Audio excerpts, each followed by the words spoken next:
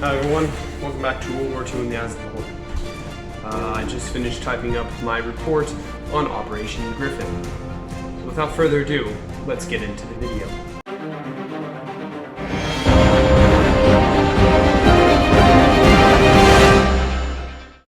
It is December 17th, 1944. The Ardennes Offensive, or as it is more commonly known as, the Battle of the Bulge, has just begun. With American troops being pushed back by the German counteroffensive, it was not uncommon to see an American jeep fleeing with 3 US GIs. However, after being stopped at a checkpoint and not providing the right credentials, the suspicious Americans speaking in broken English were arrested and interrogated. The 3 Americans were actually 3 Germans in captured American uniforms and using a stolen jeep. Instead of telling the truth about the secret operation, they only said what they were allowed to. They said that they were sent to penetrate France and capture Dwight Eisenhower and General Montgomery. Fearing the capture of Eisenhower, he was moved, and Montgomery were moved off the line and put on lockdown for the most of the rest of the war. However, the 3 Germans were actually a part of a top secret mission. Many did not know what this mission was, but to those who did know what it was, they knew it as Operation Griffin. Operation Grief, or Griffin as it is known in German, was a last-ditch effort to help win the Battle of the Bulge. Early in October of 1944, Hitler called for a meeting with Lieutenant Commander Otto Skorzeny. But to the Allies, he was known as Scarface. Hitler had a small problem that he wanted Otto to help fix. In order to take back the city and port of Antwerp, Hitler needed to destroy 5 bridges on the Meuse River before the Allies could capture them. In all, capturing Antwerp would help complete the objective of the Ardennes Offensive and cripple the Allies for some time. Hitler put Otto in charge of the new Panzer Brigade 150. The all-new Panzer Brigade 150 was formed in late of October.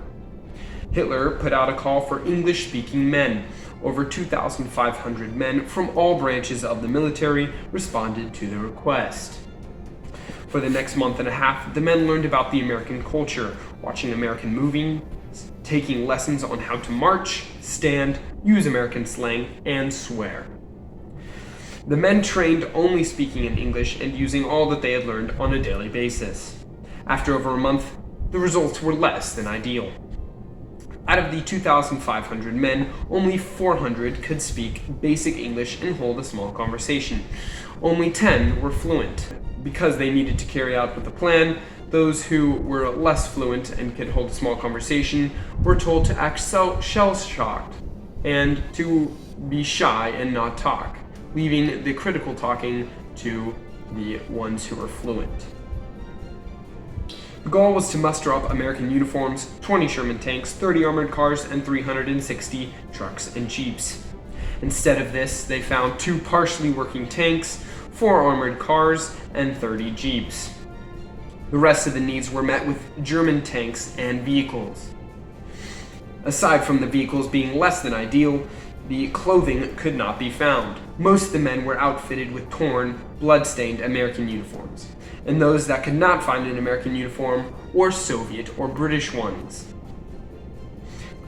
Not to mention the weapons and gear needed were not present, aside from the lack of planning and equipment, and the fact that it was against the Geneva Convention, they carried on with the plan.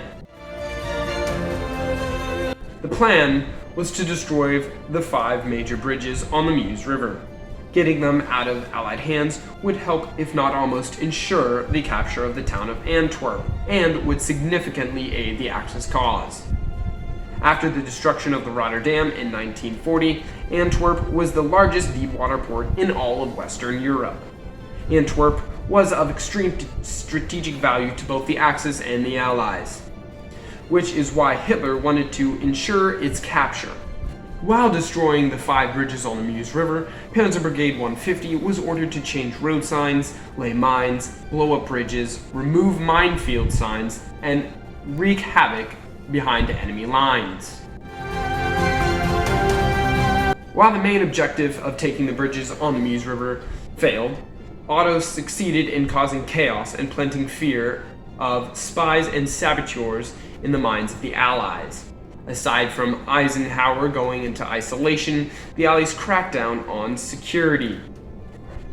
By doing this, the amount of men that were out on the field was dropped significantly, not to mention that the lines on the Battle of the Bulge were already spread thin.